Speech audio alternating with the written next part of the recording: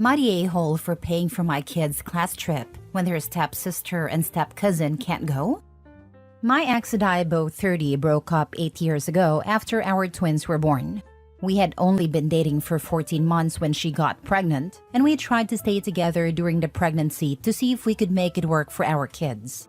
But then she met someone else, fell for him, and wanted to have a chance at love.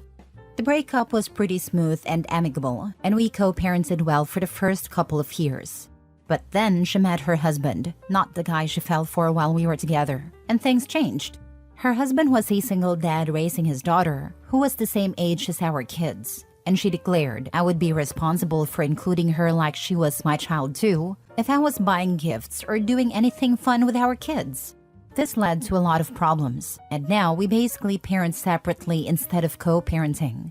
I was expected to babysit her stepdaughter and later on her nephew and her younger daughter whenever I planned fun activities for our kids. I was also supposed to spend equally on gifts for all the kids. My ex and I share 50-50 custody, and since we split the time evenly, no one pays child support. I'm really close to my kids, but I don't include the other children from their mom's house when they're with me, and I don't have much to do with the other kids. 3 years ago, her husband's nephew moved in with them, and a year later they had a daughter together. Now my kids have a stepsister, a step-cousin, and a half-sister at their mom's house, and my ex is possibly expecting another baby. This recent fight is partly about a school trip. The school my kids go to is small, so they're in the same class as their step-siblings. There's a class trip coming up in November to an interactive museum. It's an expensive trip for their age, but I can afford it, and my kids really want to go, so I paid for it. But my ex got angry because she and her husband can't afford to send a stepdaughter and a nephew on the trip. She told me I should either pay for all 4 kids to go or not send my kids at all. I refused. I told her I have the right to pay for my kids to go, and since the trip falls during my parenting time, I'm sending them. Her husband said I was sabotaging their family and being unfair to the other kids, who would have to watch their siblings go on a trip they couldn't join. He argued that I should care about all the kids. My ex backed him up and said that if the kids end up hating each other, it would be my fault. So am I the a-hole? Now for the top comments. You have zero responsibility towards children so wholly unrelated to you, and frankly, if you start, there will be a never-ending series of demands. To be honest, if they can't afford to pay for the trips, why on earth are they potentially having another child? Where are the step and nephew's parents in all this? Where are all the bio grandparents? You do need to make sure that your children are not being penalized by the mother and stepfather whilst they are with them. I dread to think what will happen when you help your kids through college. Not a-hole. Stepdaughter only has her dad, and now my ex. Her mom is not in her life. The nephew's parents lost custody and are unsafe. My ex and her parents don't talk anymore. I have no idea what her husband's parents are like and if they're involved. I imagine there will be some controversy because I have money for my kids that they can do whatever they like with. Want an apprenticeship and to have money to help get them started? Covered. College? A big helping hand, lol. Trade? Covered in helping with other expenses during that time. Tell ex that if she doesn't stop with how you need to support her new family, you'll go for full custody and make their life easier. Not a-hole. Your ex made her decisions about how she wanted to live her life after y'all broke up. But that's the point. You broke up. You aren't responsible for funding those decisions.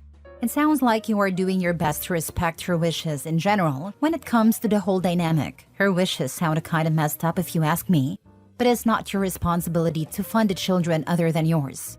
Instead of asking you, they should be looking at ways they can tighten their belts to fund the kids that they are responsible for, and be glad that you are 100% funding your kids for this, instead of expecting her to pay for one half theirs too. Suggestion for them. Not sure where they live, but one of them can take on Uber Eats on Friday and Saturday nights to fund a trip for the other 2 kids if they can't think of any way to make extra cash. Those are options where we live. I did it during COVID because I found myself unemployed in 2020. Then I got better employment after a couple of months. Next story. Am I the a-hole for refusing to help my ex-wife after our son decided to live with me full-time? I recently got full custody of my son, and my ex-wife is furious about it. We divorced when he was 10, and originally we had a 50-50 custody arrangement. I've always tried to be fair, but over the past few years, my son has become more and more distant from his mom. One of the main reasons is that my ex has some pretty strict rules. I understand that she wants to raise him right, but grounding him for a month over one bad grade or taking away his phone for small things seemed a bit too harsh. On the other hand, I've always taken a different approach, focusing on talking things out and understanding his point of view, which he responds to better. About 6 months ago, my son asked me if he could live with me full-time.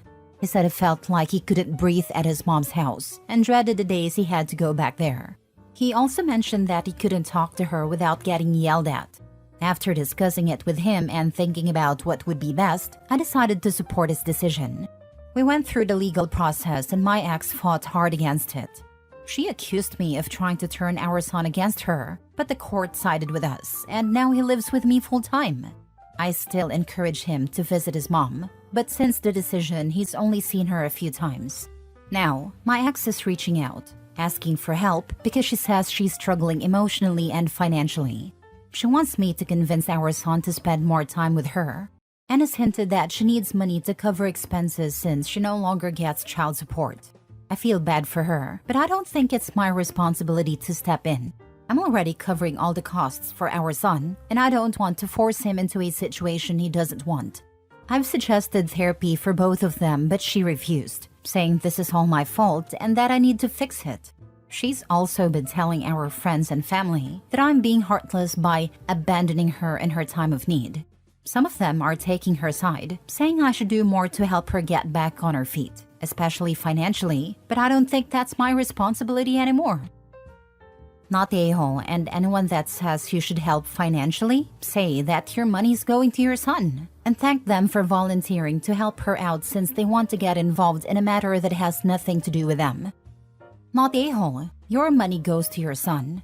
If they want to get involved, they can help her out themselves. She should be paying you child support, and tell her to downsize where she lives. She can get a smaller place, etc. She is not your responsibility. You don't owe her financial security.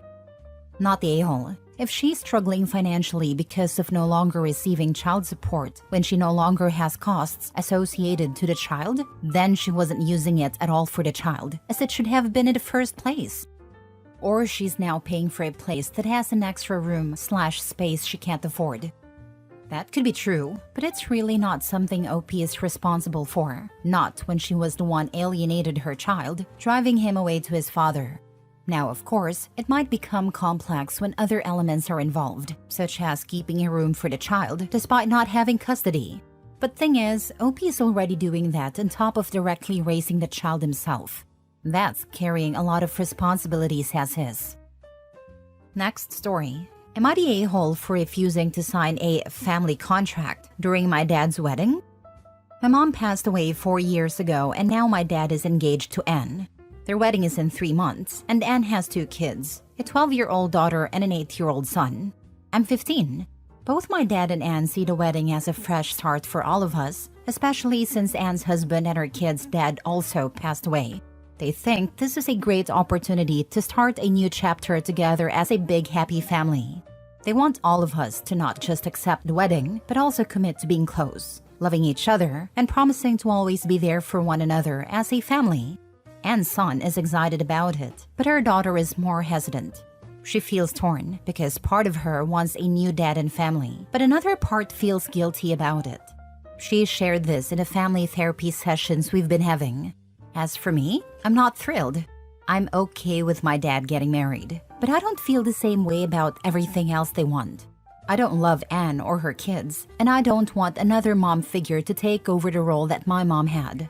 I also don't feel comfortable promising to be there for Anne and her kids forever, especially since I don't think I'll ever actually love them. To me, this whole thing isn't exciting. It's just sad. It feels like a reminder that my mom is gone and that I'll never have my family back. I see this as my dad making a new family, but it doesn't feel like my new family. I shared these feelings with a therapist who suggested that we discuss this separately from Anne's kids. During therapy, my dad and Anne brought up this contract idea. Basically, they wanted all of us to sign a commitment to being a family. The therapist didn't think it was a good idea, but my dad and Anne insisted. They asked if we'd be willing to sign it, and I was the only one who said no. Anne's kids looked sad when I refused, and Anne seemed shocked, like she didn't realize anyone would say no. My dad was clearly disappointed, but he didn't say anything at the time. The therapist tried to suggest that the three of us, my dad, Anne, and me, talk alone, but Anne still refused. Later, my dad asked why I couldn't just say yes for his sake, and why I was refusing to do something that would make everyone else happy. He said that someday, I'd be glad that I agree because we'd all be close, and a contract would be a nice memory. Am I the a-hole for refusing to sign a contract? Not the a-hole. My brother-in-law and his second wife tried to do this when they got married and blended their families 10 years ago.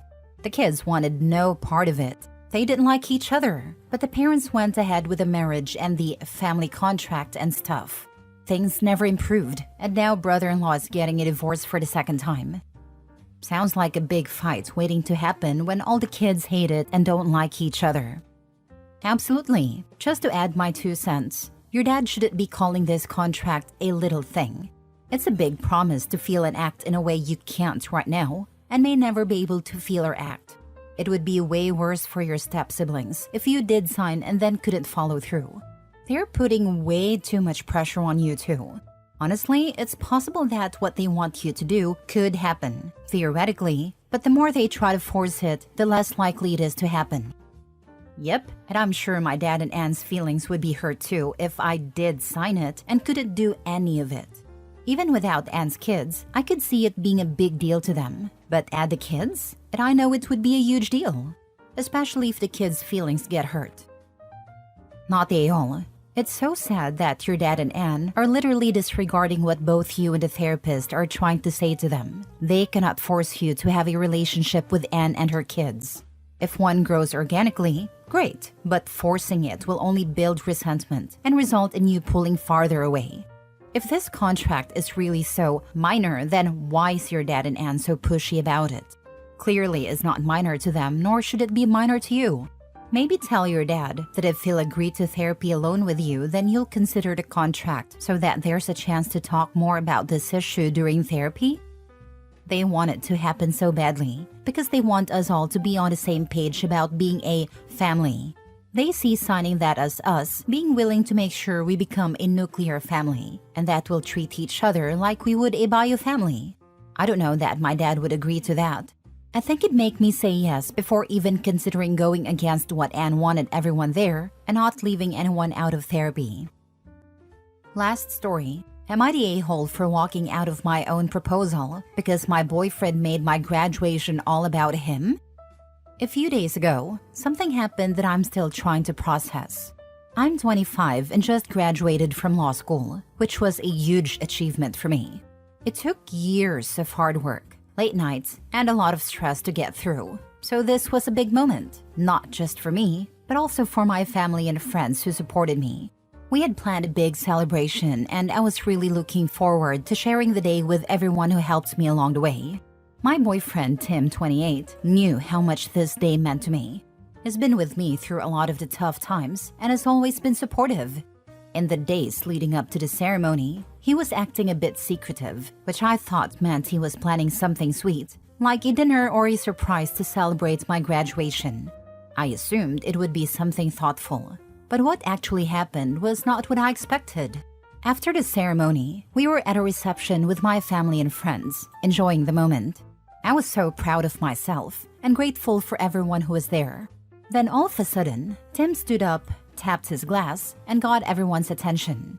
At first, I thought he was going to give a speech congratulating me on my achievement, but instead, he got down on one knee and started proposing. Don't get me wrong, I loved him and I do want to marry him. But in that moment, all I could think was, why now? His proposal didn't mention anything about my graduation, my hard work, or how proud he was of me. It was all about how we were meant to be together, how happy he was to lock me down, and how it was the perfect time for him to propose. It felt like he was making the day about him and our relationship, rather than celebrating the accomplishment I had worked so hard for. I was completely shocked and couldn't even focus on what he was saying because I felt like he had hijacked a day that was supposed to be about my success. Overwhelmed, I quietly left the room to process what had just happened. Tim found me later and he was furious. He said I embarrassed him in front of everyone and that I should have just said yes. I told him I was upset that he chose that moment to propose and felt like it turned my big day into something about him. He didn't seem to understand why I was hurt, and now we're barely speaking.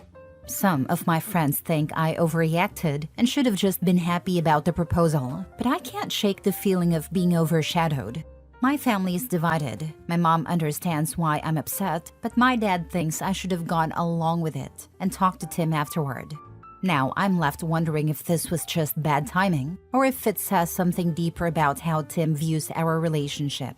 Am I the a-hole for walking out on a proposal because I felt like he made my graduation all about him? Proposals should never be public unless the person being proposed to has specifically said that they want friends/family/strangers involved. And that accept in public, recant in private thing is utter BS. He fully intended to make it impossible for her to say no. Quote from OP that her boyfriend told her, "You should have just said yes." He really was focused on himself, not really even them.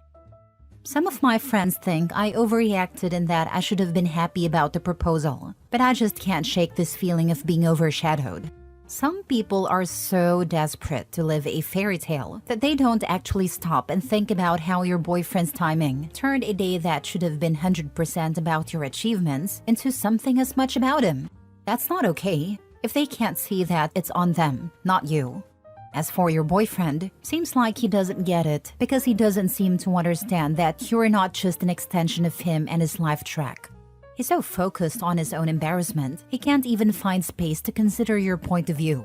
Not a great look for him, frankly, even if he is embarrassed or hurt. Not the a-hole. That is what I said, like I have no problem with marrying him, but choosing the day which I considered important to propose, and then making it all about him, was where I saw the red flag.